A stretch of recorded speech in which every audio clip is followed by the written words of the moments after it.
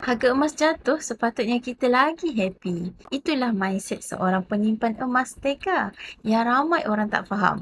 Penyimpan emas teka ni dia tak kisah sangat pasal spekulasi harga. Yang dia betul-betul peduli adalah tentang berapa gram ataupun berapa kilo emas yang dia dah ada. Bila mana harga emas naik, dia happy. Sebab apa happy? Sebab simpanan emas dia dah jadi makin mahal. Bila harga emas turun, sebenarnya dia lagi-lagi happy. Sebab apa?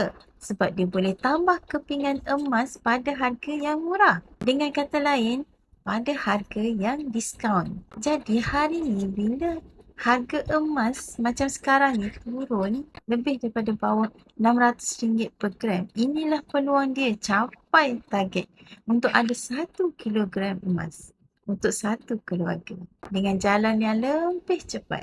Penyimpan emas teka ni dia tak happy satu keadaan saja, iaitu bila mana jumlah simpanan emas dia tak bertambah. Jadi untuk anda yang tengok video ni, yang baru-baru nak belajar simpan emas, kena letak mindset sebagai penyimpan emas teka. Jangan kisah sangat tentang harga.